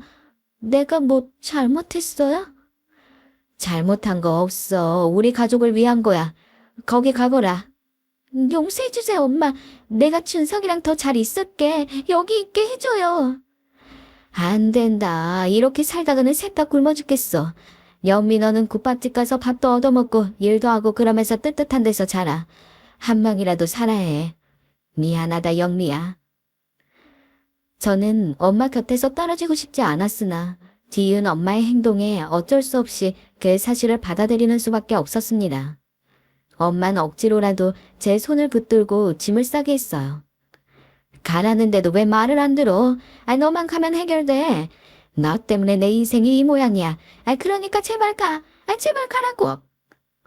엄마가 소리를 지르자 이제는 아버지보다 엄마가 더 무서워지기 시작했어요. 결국 저는 속으로 울음을 삼키며 얼마 안 되는 짐을 갖고 근처 국밥집으로 건너가게 되었어요. 처음에 아주머니는 엄마에게 저를 소개받으면서 무척 인자한 표정으로 말을 거시더군요. 네가 영미이구나. 우리도 어렵지만 너가 그렇게 싹싹하다며. 그래서 여기서 맡아주기로 한 거야. 잘 부탁한다. 네. 솔직히 무섭고 힘들었지만 아줌마의 그런 인자한 표정과 따뜻한 말이 조금 위로가 되었어요. 허나 밤이 되자 엄마로부터 버려졌다는 생각을 지울 수가 없었어요. 어떻게 엄마가 자식을 버리나? 어떻게 날 버릴 수 있을까? 엄마를 향한 원망과 슬픔이 매일 가슴을 찔렀어요. 설상가상으로 엄마가 말했던 생활과 실제 국밥집에서 생활은 무척 차이가 났어요. 며칠 후부터 아주머니는 완전히 돌변해버렸어요. 영미 너 아침부터 왜 이리 굶뜬 게야? 빨리 움직이지 못해? 네. 얼른 설거지부터 하라고. 밥만 축낼 생각이야? 아줌만 어린 책에 국물이 가득 들어있는 들통을 떠매고 움직이는 일부터 해서 설거지도 아침부터 밤까지 끊임없이 하고 온갖 잡일들을 다 하게 했어요. 청소도 해야 했고 가끔은 국밥집 뒤에 있는 본인들 집까지 끌고 가서 집 청소도 시키고 거기서 밥까지 차리게 하는 듯 정말 식모처럼 살아왔던 것 같아요. 심지어 아주머니는 저에게 끼니도 제대로 주지 않고 아침 한 끼와 저녁만 국밥 조금을 담아주더니 그것만 맛보게 해주더군요. 아줌마, 배고픈데 조금만 더 주면 안 돼요? 예, 네가 지금 먹는 밥이 얼마치인 줄이나 알아? 그 값도 못하면서 무슨 놈의 밥을 더 달래는 거야. 아이 그만 먹어. 너무나 서러웠습니다. 매일매일 열심히 그저 일한 죄밖에 없는데 아줌만 그럼에도 불구하고 절 구박하고 함부로 대하기 일쑤였어요. 또 아주머니의 딸이 한 명 있었는데 그 딸도 마찬가지로 저를 완전히 아랫사람 취급했습니다. 예, 거지야, 일로 와봐. 와서 내 심부름 좀 해. 그 아인 절 툭하면 거지라고 불렀습니다. 그리고 맛있는 게 있으면 제 앞에서 흔들며 먹고 싶지? 먹고 싶지? 덜라고 해봐. 부탁해봐. 라고 말했습니다. 싫어. 안 먹고 싶어. 왜 싫어? 먹고 싶잖아. 두 손 모아 빌어봐. 그럼 줄 테니까. 정말 못되고 얄팍한 계집애였습니다. 얼마나 얄밉던지 한 대 쾅 박아주고 싶은 마음이 가득했지만 그럴 수도 없었어요. 그의 말대로 전 여기에 고용된 입장이고 식모이니까요. 그 당시 너무 힘들어서 오지 않을 엄마를 매일같이 기다렸던 것 같습니다. 허나 저를 이곳에 맡겨버리고 엄마는 한 번이라도 와서 들여다보지도 않았어요. 저에겐 못되게 굴고 시비를 걸어대던 이 집의 딸아이와 터독스런 아주머니 이상으로 엄마는 한강물처럼 차갑고 냉정했어요. 그러던 어느 날 엄마가 한 번 들린 날이 있었어요. 저는 엄마 목소리를 듣고 그 길로 부엌에 있다가 뛰쳐나가서 엄마를 붙잡고 사정했어요. 엄마, 나 여기서 나가고 싶어. 나 데려가줘. 나 괴롭힘 당하고 있어. 그런데 자식이 이렇게 엉엉 울고 있는데도 엄마는 태연스럽게 말하더군요. 어쩔 수 없다고요. 넌 여기 있어야 한다고요. 그 말에 정말 내 모든 힘이 땅으로 꺼지는 것 같았어요. 영미야, 너는 여기서 계속 지내야 해. 오늘도 돈 받으러 왔단 말이야. 네가 있어서 그래도 우리 집이 요즘 살만하다? 영미야, 힘들지만 계속 이렇게 지내다오. 엄마는 부드러운 목소리로 절 달래려 했습니다. 그럼에도 불구하고 제가 싫다고 가고 싶다고 하자 엄마는 제가 그렇게 구박받고 서름을 당하며 끼니도 못 먹고 이 집에서 버티며 지냈던 것을 돈으로 환산해서 아주머니에게 받아가더군요. 그러면서 하는 말은 정말 차라리 얻어맞는 게 나을 정도로 날카로웠어요. 영미야, 엄마랑 준석이도 고생이 많다. 영미 넌 행복한 거야. 여기서 맨날 국밥이나 뜨시게 얻어먹고 뜨신 방에서 뒹굴잖니. 우린 매일 추운 방에 있어. 그러니 배부른 소리 말아라. 내가 무슨 말을 들은 거지 싶어 어안이 벙벙했는데 엄마의 말이 끝나자마자 옆에서 아주머니도 거드는 게 아니겠어요? 정말 둘 다 천하의 원수가 따로 없다고 느껴졌어요. 그러게 말이야. 영미애는 분에 겨운지도 모르네. 우리 집처럼 잘해주는 곳이 어딨다고 말이야. 엄마는 그 길로 쌩한 뒷모습을 보이며 사라졌어요. 그의 뒷모습을 보며 저는 어렴풋이 느꼈습니다. 우리 엄만 다시 날 데리러 오지 않겠구나. 내가 다시 집으로 돌아갈 일은 없겠구나 깨달았죠. 엄마가 돌아가고 아주머니는 나를 뒷방으로 끌고 가더니 매를 들고 윽박을 지르더군요. 그러면서 아줌마는 잠을 잘 수 없을 정도로 저에게 잡일들을 다 떠맡기고 딸의 심부름부터 온 뒤치다거리까지 정말 쉴 새 없이 몸을 힘들게 만들었어요. 지나보니 어린 저에게는 너무 가혹한 노동이었고 견딜 수 없는 시간이었던 것 같아요. 아직도 일이 생생한 걸 보니 말입니다. 그렇게 시간이 지나갔는데 사람이란 참 간사하고 슬픈 것이 어느 정도 환경에 적응하게 되더군요. 언젠가부턴 군말 없이 아침 일찍 일어나 국밥집 일도 도왔고 아줌마가 잔소리할 필요도 없이 알아서 척척 일을 했습니다. 먹는 양도 적게 먹었고요. 예, 양민 네가 요즘은 밥값을 제법 하는구나. 드디어 네 지제를 안 거지, 그지? 국밥집 딸아이는 여전히 그런 절 비웃고 무시했지만요. 허나 전 그것마저 그냥 무시하고 한 귀로 듣고 흘리는 걸 익히게 되었습니다. 그 사이 몇 번 지나가는 엄마와 동생을 보았어요. 돈 받을 때 말고는 코빼기도 보이지 않던 엄마는 저와 살던 때와 달리 조금 윤기도 나 보이고 동생도 제법 키가 컸더군요.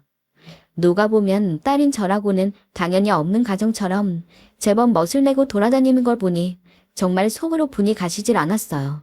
나를 이런 구석에 넣어놓고 내 앞으로 나오는 돈을 저렇게 챙겨서 돌아다니다니. 정말 용서할 수도 없고 너무 가슴이 아팠어요. 그러던 어느 날 동생이 절 찾아왔어요. 누나. 준석이?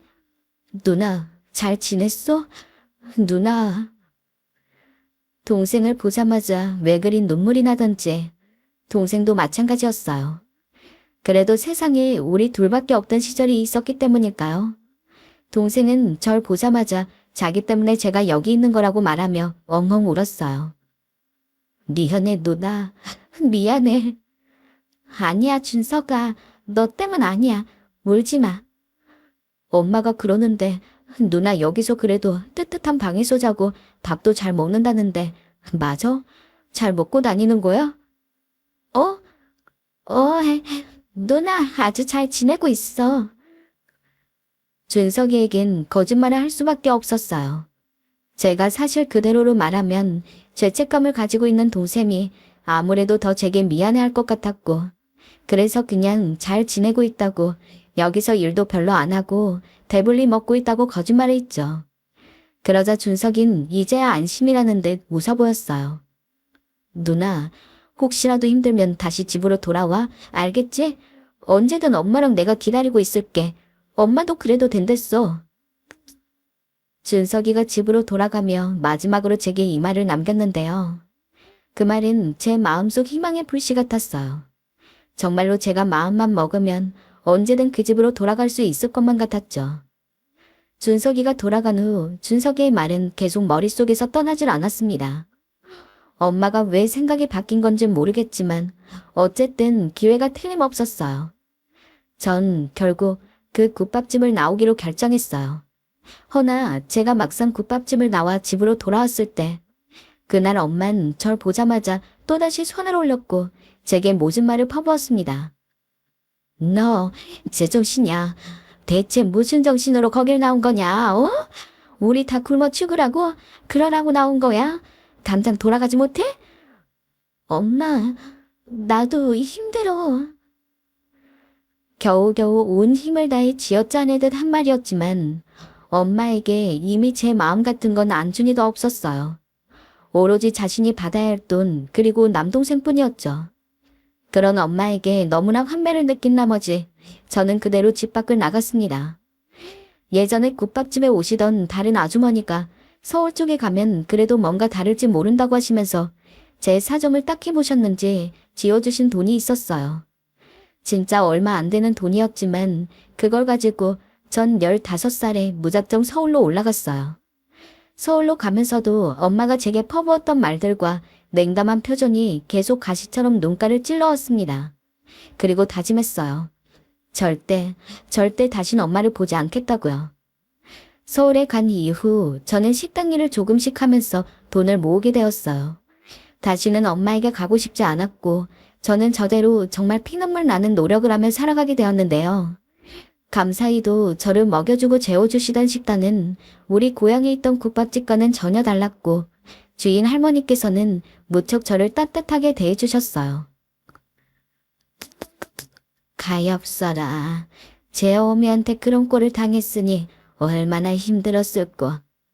근데 네 애미도 너무 원망하지 말아라. 다들 힘들었을 거다. 지금 열심히 살면 된다. 네, 할머니. 이렇게 저를 봐주신 할머니 덕분에 저는 힘을 내서 식당에서 일하며 밥도 세 끼 꼭 다 챙겨 먹을 수 있었어요. 한 달치를 채우면 그때마다 주시는 돈들을 모아두었죠. 그러면서 이대로 살다가는 계속 식당에만 있을 것 같아서 검정고시도 공부하게 되었어요. 사실 이걸 권하신 것도 주인 할머니였어요. 네가 비록 사정이 어려워 학교를 다니지 못했지만 그래도 공부는 필요하다. 언제까지나 식당에서 일할 수만은 없는 노릇아니니. 아, 네. 근데 공부 평생 해보지 못해서 잘할 수 있을지 모르겠어요. 뭐든 하면 된다. 하면 감이 오게 되어 있어. 너도 식당 일 처음부터 잘했던 거 아니지 않니? 주인 할머니는 자신도 검정고시를 못한 게 한이라며 지금이라도 하라고 제게 따로 시간까지 빼주었어요. 그렇게 하여 주인 할머니의 권유로 공부를 시작하게 되었고 힘겹게 검정고시에 합격할 수 있게 되었어요. 아유, 잘했다. 잘했어. 네가 해낼 줄 알았다. 제가 합격한 날 할머니는 제게 뜨끈한 밥상을 직접 차려주셨는데 아직도 간혹 그 밥상이 생각이 나곤 해요. 지금 생각해도 할머니는 정말 제게 은인 같은 분이셨죠. 할머니 덕분에 정말로 성인이 되고 나선 식당을 나와 회사에 취직할 수 있게 되었어요. 20살이 되자 작은 회사에 격리로 들어가게 되었는데요. 검정고시를 땄다고 하니까 나름 그 점을 좋게 봐주셨고 매번 국밥집이며 식당을 돌면서 계산을 해서 그런지 회사 돈을 책임지는 부분에서는 그래도 부족하지 않았던 것 같아요. 나름 책임감 가지고 열심히 하다 보니 윗분들도 다들 저를 좋게 보셨어요. 영미 씨, 점점 일이 느는 것 같은데? 잘하네. 이번 달도 수고했어. 네, 감사합니다. 열심히 하겠습니다. 처음에야 혹시라도 잘릴까 불안하기도 하고 겁도 났지만 일에 적응하다 보니 무서울 것도 없어졌어요. 돈도 잘 저금할 수 있었고요. 그러던 중 문득 남동생 생각이 나더군요. 미약한 성공이었지만 배운 것 없는 제가 검정고시도 따고 제대로 된 월급도 받고 벌써 국밥집을 떠나온 지 몇십 년이 지났기 때문이에요. 엄마는 원망스러웠지만 남동생은 여전히 그리웠어요. 그래서 시간을 한번 내어서 고향에 한번 가보았는데 역시나 엄마와 동생은 그곳을 떠나고 없더라고요. 국밥집에서 일했던 영미라고 하니까 기억하는 분들이 있어 동생의 행방을 물었는데 멀리 간다고 했던 것 같은데 어디로 갔는지 모르겠네 우리도 하는 답변만 돌아왔습니다. 또 당시 제가 일했던 국밥집도 무슨 문제가 있었는지 싸움이 나서 이후에 장사를 접고 멀리 이사 갔다고 해요. 그렇게 결국 남동생을 만나보지 못한 상태로 돌아오게 되었는데요. 솔직히 엄마도 한번 보고 싶었어요. 원망스럽기도 했지만 한편으로는 어찌 살고 있는지 궁금하기도 했고 내가 이렇게 잘 지내고 있다고 알려주고 싶기도 했어요. 그래도 어쨌든 돌아와서 저는 다시 제 일상에 집중하는 수밖에 없었어요. 그런데 일하던 회사에서 아주 조금 직급이 올라가고 돈도 그럭저럭 모았던 차에 저를 좋게 보신 회사분이 뜻밖의 제안을 해주셨어요. 내 친구의 아들이 있는데 직업도 괜찮고 성격도 오직하니 좋은데 한번 만나보지 않겠나? 영미 씨랑 잘 어울릴 것 같은데 말이야. 네? 저는요? 아시겠지만 저는 양가 부모님이고 형제고 아무것도 없는데. 괜찮아. 내 친구 그런 거 신경 쓰지 않아. 한번 부담 없이 만나봐. 제 열악한 조건에도 불구하고 그런 저를 기특하게 보셨는지 야무지고 생활력이 강하다며 어떤 남자분에게 소개를 시켜주시더군요. 결국 저는 그 남자를 조금 만나다가 마음에 들어 싱을 올리게 되었어요. 참 빠른 전개이죠. 사실 남편은 첫 만남부터 아주 반듯하고 좋은 사람이란 느낌이 확 왔어요. 부족하지 않은 가정에서 자란 사람이었지만 배려심이 깊었고 이해심도 많은 사람 같았어요. 결혼을 했어도 마찬가지로 저를 무척 아껴주었고요. 제가 부모복은 없으나 배우자를 어쩌면 이렇게 잘 만났을까 싶을 정도였는데요. 당신 고생 많았잖아. 이제부턴 내 아내로 편안하게 살아줬으매. 내가 돈 많이 벌어서 당신 손에 물 묻히지 않고 살게 해줄게. 남편이 결혼 초에 했던 이 말은 아주 오랫동안 지켜졌어요. 남편이 이러면 시부모님은 이런 남편에 비해 저를 부족하다고 생각하실 만도 한데 전혀 아니었어요. 영미같이 야무지고 똑 부러지는 며느리가 있어 얼마나 든든한지 모른다. 영미야, 우리 이제 가족이니 뭐든 털어놓고 힘든 일 있으면 언제든 말하거라. 시어머니라 해서 어려워할 거 하나 없어. 정말 제가 무슨 복이 있는 건지. 아마 제 인생은 결혼 후 이렇게 조금씩 풀린 팔자였나 봐요. 시어머님은 어머니라고 부르고 싶을 만큼 제게 그 이상의 정을 주셨어요. 늘 부족한 저를 아낌없이 보살펴 주셨고 제 건강식품부터 시작해서 자잘구리한 것들까지 항상 잘 챙겨주셨습니다. 제가 갑상선암을 앓은 적이 있었는데 그때도 얼마나 친정엄마처럼 절 보살펴 주셨는지 몰라요. 우리 영미, 어쩌면 좋으니, 젊은 나이에 암이라니. 아이고, 내가 대신 걸렸어야 했는데. 소식을 들었을 땐 그 누구보다 가슴 아파하셨고, 제가 병원 치료를 받는 동안에도 한시도 제 곁을 떠나지 않고 남편을 대신하여 절 보살펴 주었습니다. 그런 시어머니를 보면 잠시 이런 생각이 들곤 했어요. 내 어머니가 이랬다면, 날 낳아주신 어머니가 이런 분이었다면, 그러면서 엄마 생각이 들었는데 저한테 너무 아프고 쓰라린 기억만 남기고 간 분이라 그런지 금방 잊게 되더라고요. 대신 시어머니에게 친자식처럼 잘해드렸죠. 하지만 한창 제 가정을 이루고 살았어도 늘 가슴 한켠에는 엄마와 동생을 가슴에 두고 살았어요. 남편에게는 이런 이야기를 뚜렷이 한 적이 많지는 않았지만 그랬어요. 가끔 아이들이 엄마는 왜 외할머니도 외할아버지도 없냐고 할 때 딱히 해줄 말이 없을 때 더욱 그리움이 짙어졌죠. 아이들에겐 그저 있는 그대로 솔직하게 말해줄 뿐이었고 자라면서 저의 이런 배경을 이해한 딸과 아들은 조금 가슴 아파하더군요. 자기 엄마가 그렇게 힘들게 살아왔을 것에 아이들 역시 괴로웠나 봅니다. 그러던 차에 어느 날 아들이 묻더군요. 엄마, 그래도 엄마의 엄마인데 할머니랑 삼촌 보고 싶지 않아? 엄마, 한번 찾아보는 게 어때? 찾아보자고? 어떻게? 요즘은 사람 찾아주는 곳도 많잖아. 의뢰를 해도 되고 인터넷으로 알아봐도 되고. 엄마가 원하면 내가 알아볼게. 한 번쯤엔 행방이 궁금하다고는 생각을 했던 차에 아들이 이런 이야기를 꺼내오니까 궁금해지긴 하더군요. 성인이 되고 자립한 아들이 갑자기 그걸 물어오니까 저도 조금 당황스럽긴 했어요. 그런데 아들이 저 모르게 딸과 함께 이것저것 찾아보았는지 인터넷이나 여러 방면을 통해서 제 외할머니와 외삼촌의 행방을 알아본 모양입니다. 이름과 생년월일, 주소지 같은 것들을 알고 있었고 점점 아이들이 적극적으로 물어오자 저도 결국 은연중에 자세한 내용들을 말해주게 되었는데요. 솔직히 제가 찾으러 고향에 갔을 때 못 만났기에 기대는 안 하고 있었으나 이번에는 딸아이가 연락을 해왔어요. 엄마, 삼촌이랑 외할머니 어디 계시는지 알았어. 우리가 연락해봤어. 정말? 솔직히 놀랐어요. 이렇게 엄마 생각을 해주는 아이들이 기특하기도 한 반면 묘한 두려움과 서글픔, 그리움들이 다시 파도가 몰려오듯 몰아치더군요. 정말 내가 알아보고 만나도 될지 아닐지 엄두가 나지 않았어요. 그런데 아이들이 용기를 주더군요. 엄마, 그래도 엄마를 낳아주신 분이잖아. 그냥 한번 얼굴만이라도 봐. 또 삼촌은 많이 그리워했잖아. 그럴까? 아이들의 말에 저도 용기가 좀 났고 그래서 어찌어찌 아이들이 약속을 잡았고 혼자 나가는 것이 마음이 편치 않아서 아이들과 같이 나가게 되었어요. 남편도 같이 온다고 했지만 어쩐지 제 주변에 사람이 더 많을수록 더 신경이 번잡하고 마음이 불편할 것 같더군요. 그렇게 해서 만나게 된 엄마와 동생 준석이는 수십 년의 세월이 지난 만큼 얼굴도 체형도 상당히 변해 있었어요. 영미 누나?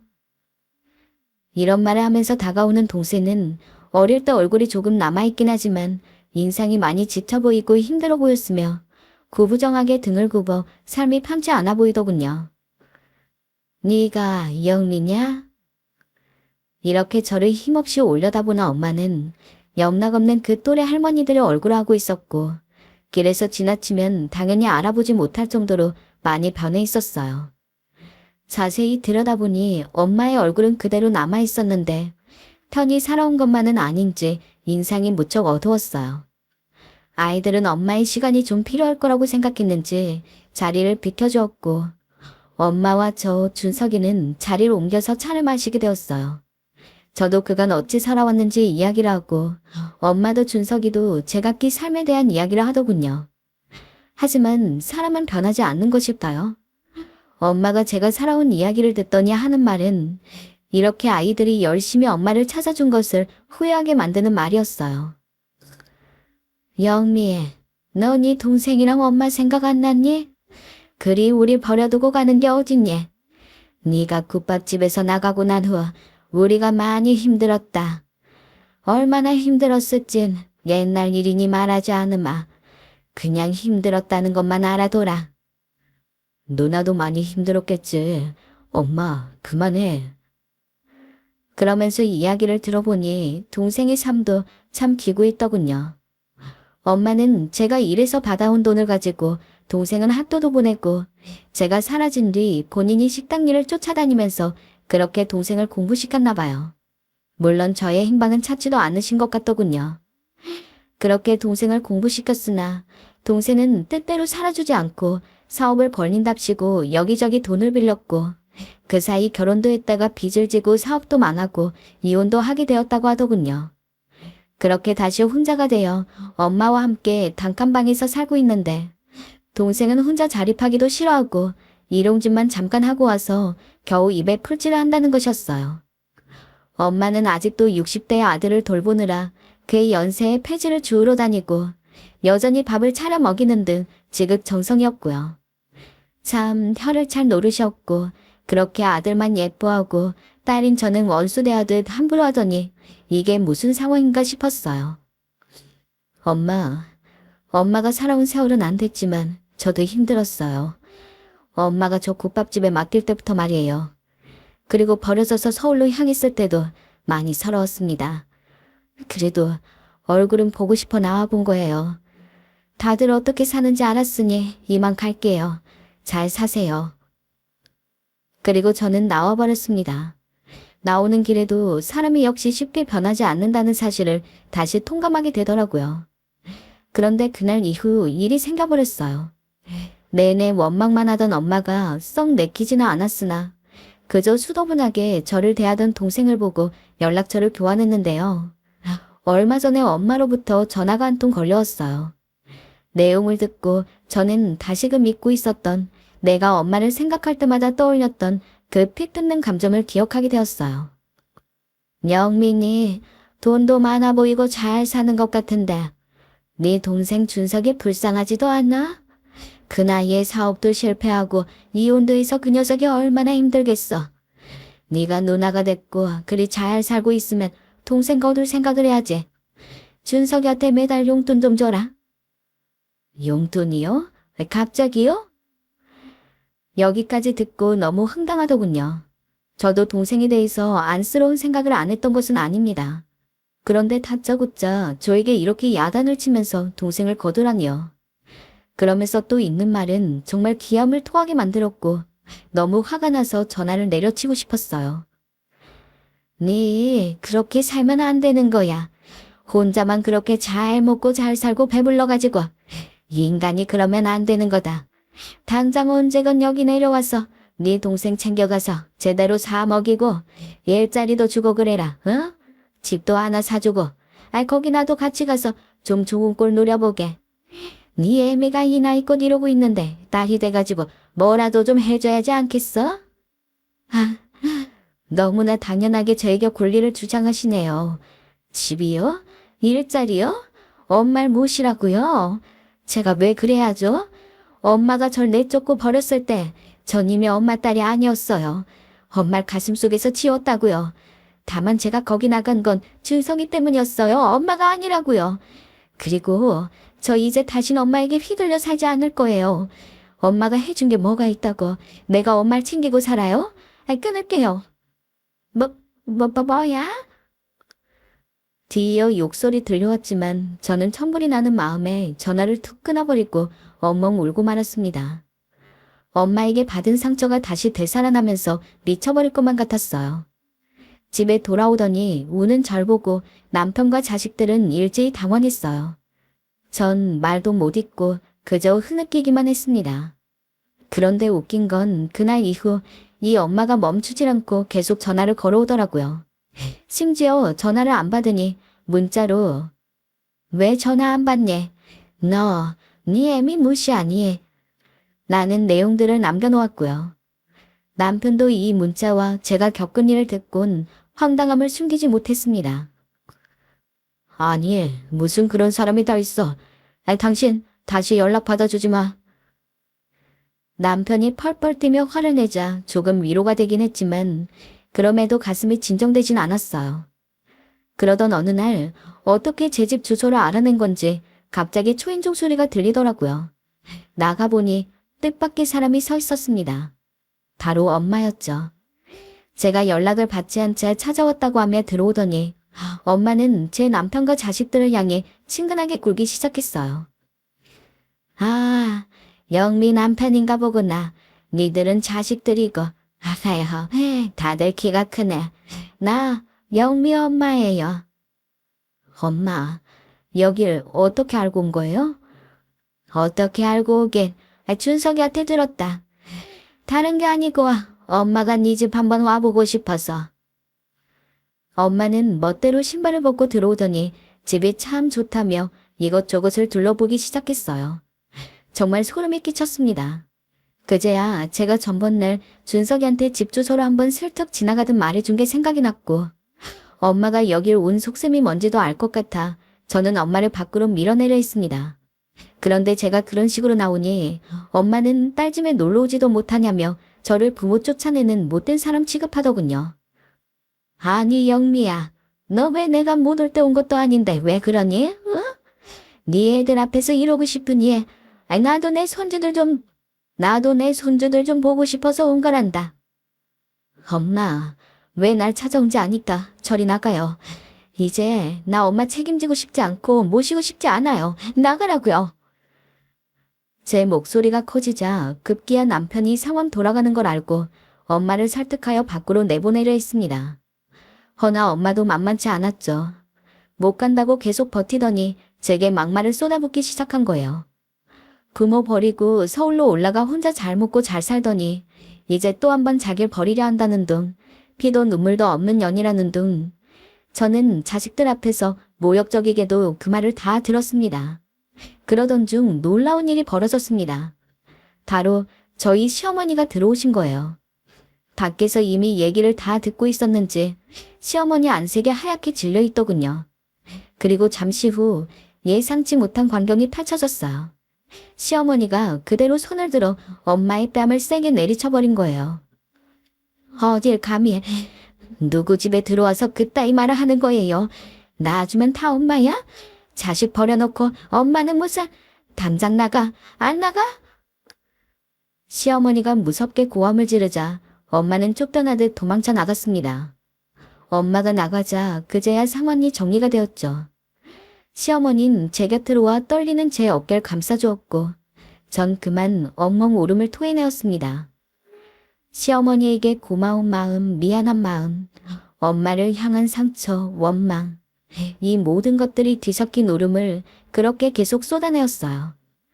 당시 김치를 전해주러 온 시어머니가 아니면 어땠을지 참 아찔했죠. 지금은 다행히 엄마가 더 이상 제게 연락해오지 않아 좀 편안해진 상태예요. 시어머니가 옆에서 계속 절 지켜주고 계시기도 하고 자식들도 남편도 옆에서 염려해주는 덕에 많이 진정도 되었고요. 다만 제가 이 사연을 쓴 건 아직 남은 상처와 쓰라림을 조금이라도 털어보고자 익명의 힘을 빌려서라도 그래보고자 써보았어요. 부디 앞으로 이런 편안한 날들이 계속되었으면 좋겠고요. 또 여러분의 앞날엔 이런 일이 생기지 않기를 간절히 바랍니다.